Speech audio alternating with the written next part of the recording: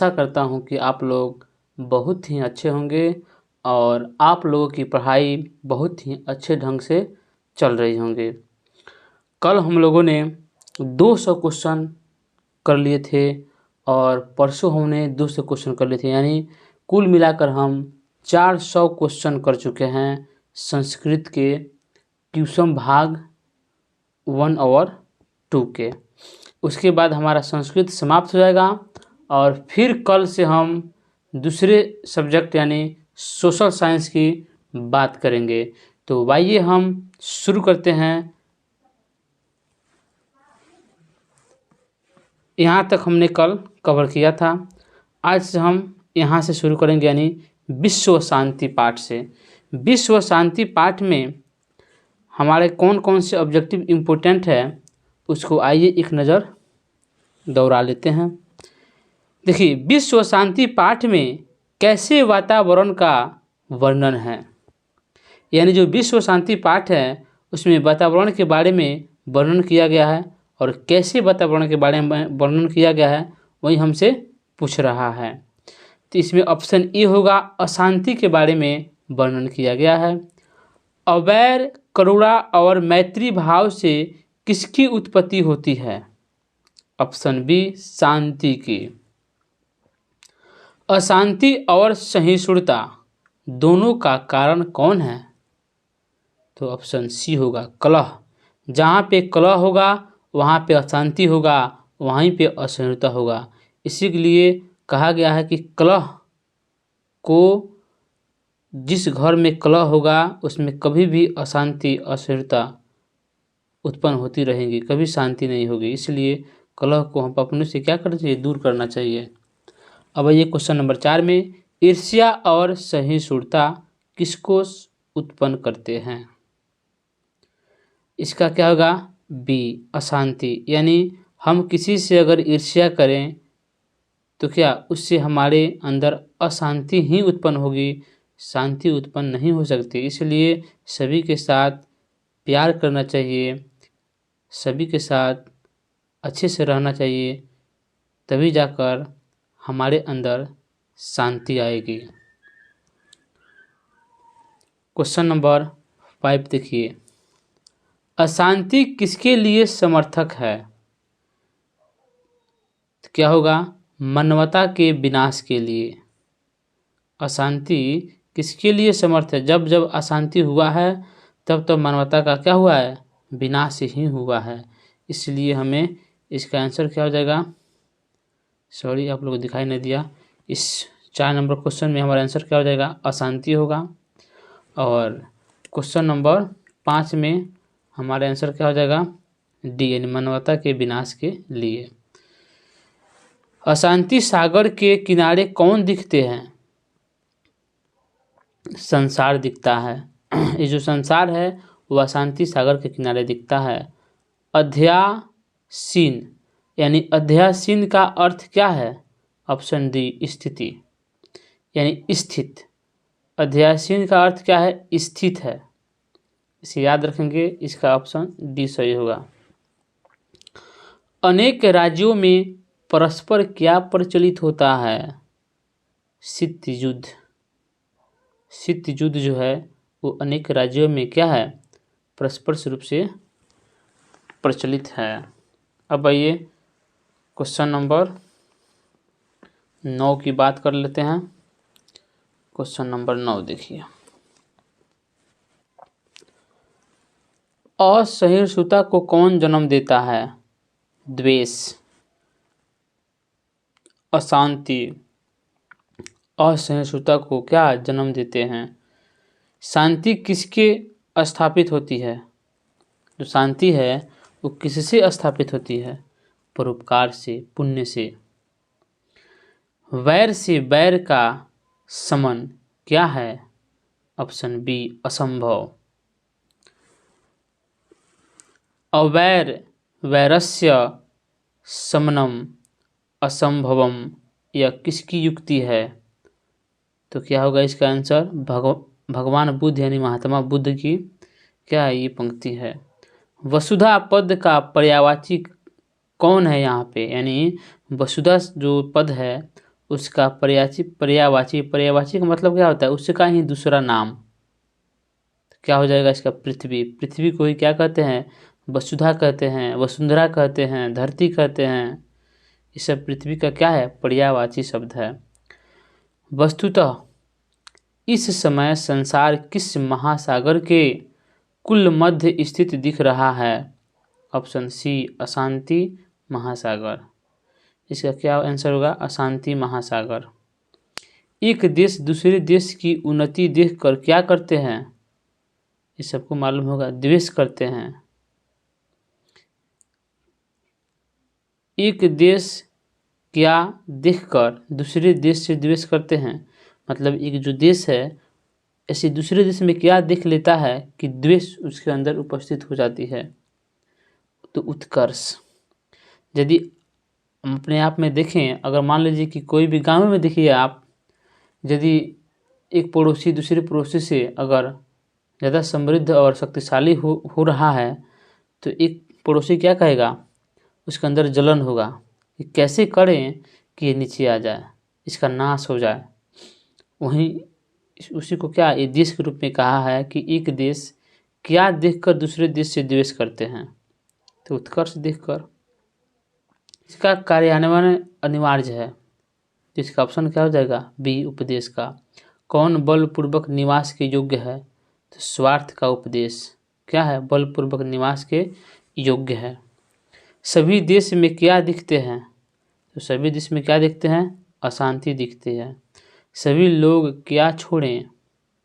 स्वार्थ को छोड़ दें। ये क्वेश्चन बहुत ही इंपॉर्टेंट है। दूसरा, दुख का विषय क्या है? अशांति है। यदि हमारे अंदर अशांति हट गई तो बुझ जाइए कि दुख अपने आप भाग जाएगा। आज का विध्वंसक हथियार कौन है? अस्त्र है, याद रखिएगा, अस्त्र। दोनों दोषों को कौन उत्पन्न करते हैं? तो वैर। सहायता राशि और सामग्री को कौन भेजते हैं? ऑप्शन डी होगा, यानी देश भेजते हैं। प्रभृत्य क्या है? प्रभृत्य का अर्थ क्या है? ऑप्शन सी होगा, इत्यादय। इत्यादय है, यानी ऑप्शन सी आंसर होगा। शत्रु राज क्या बढ़ाते हैं? जो शत्रु राज है वो क्या बढ़ाते हैं? तो कलह बढ़ाते हैं। शत्रु हमेशा कलह ही बढ़ाएगा, शांति थोड़ा करेगा। परोपकार से क्या होता है? शांति होता है। परोपकार से क्या होता है? तो शांति होता है। चलिए हम नेक्स्ट पेज की बात करते हैं कि नेक्स्ट पेज में हमारा क्या है।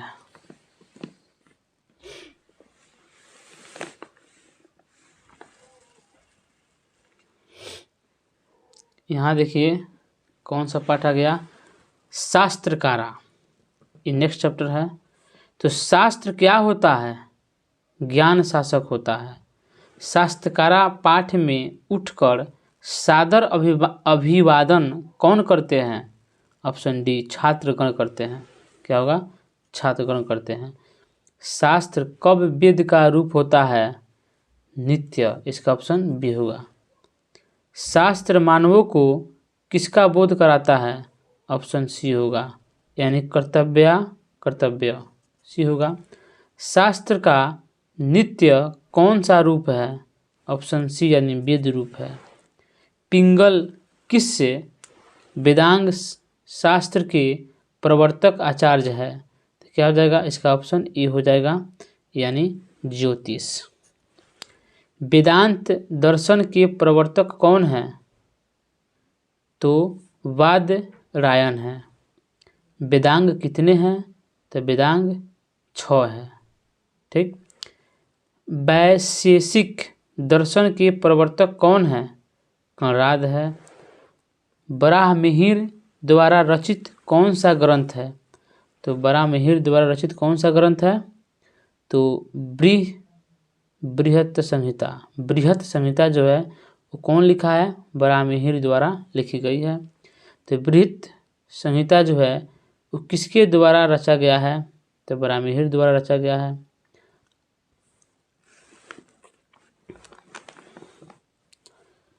अब देखिए, आर्यभट्टियम किसकी रचना है? तो आर्यभट्ट की। ठीक। आर्यभट्ट का ग्रंथ किस नाम से प्रसिद्ध है? ऑप्शन ए होगा, यानी आर्यभट्टीय नामा, आर्यभट्टीय नामा।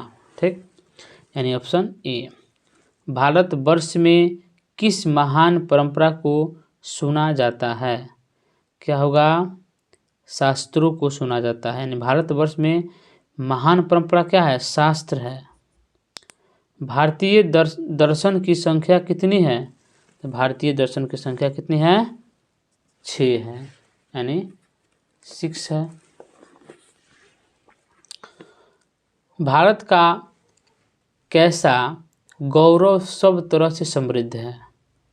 यानी जो गौरव सब तरह से समृद्ध भारत का कौन सा सही होगा? ऑप्शन आधुनिक। यानी भारत का जो आधुनिक गौरव है उस सब तरह से क्या है? समृद्ध है, संपन्न है। निरुक्त के रचयिता कौन है? तो निरुक्त के रचयिता कौन है? यास्क है। निरुक्त का क्या कार्य है? तो निरुक्त का कार्य क्या होगा इसमें? वेदार्थ बोध, वेदार्थ का बोध कराना ही क्या है?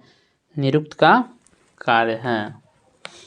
आइए नेक्स्ट क्वेश्चन की बात करते हैं। क्वेश्चन नंबर 19, काव्य मीमांसा, वेरी वेरी इंपॉर्टेंट है, इसको आप याद ही कर लीजिएगा। काव्य मीमांसा के रचनाकार कौन है? ऑप्शन ए राजशेखर है। मीमांसा दर्शन किसके द्वारा प्रणीत है? क्या होगा? तो जैमिनी के द्वारा।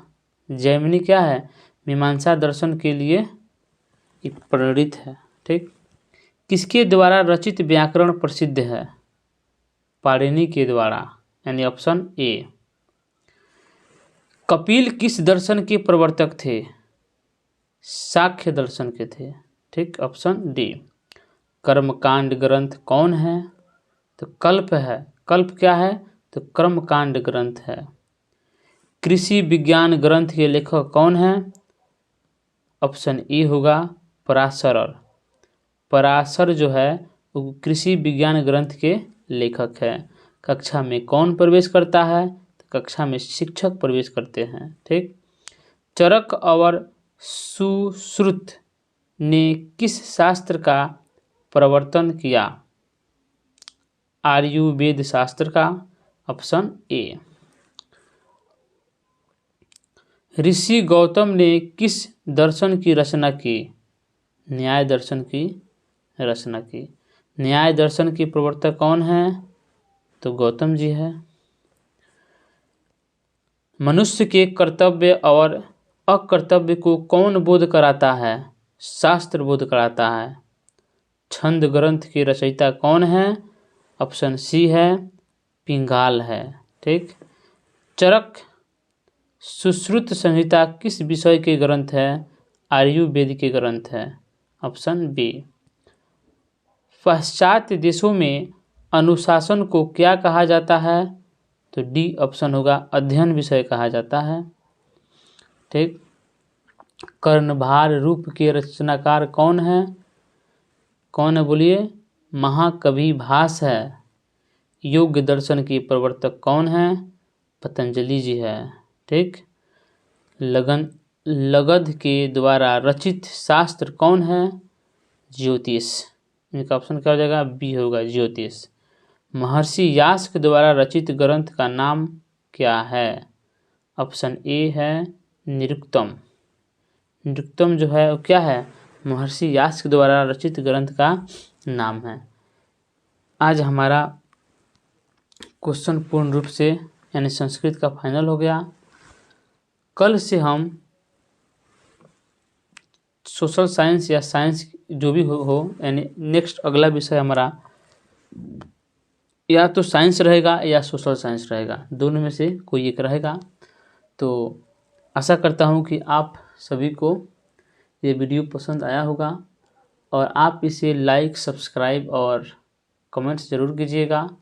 अगर वीडियो पसंद आए तो अपने दोस्तों में शेयर ज़रूर कीजिएगा। इतना तो पक्का है कि कोई भी क्वेश्चन आएगा ऑब्जेक्टिव तो इसी में से आएगा। यदि आप संस्कृत का जितना भी हम 500 क्वेश्चन लगभग पढ़ा दिए, 400 450, उसी में से क्वेश्चन आएगा, उससे बाहर नहीं आएगा, इतना गारंटी है। तो एक बार ज़रूर पढ़ कर जाइए।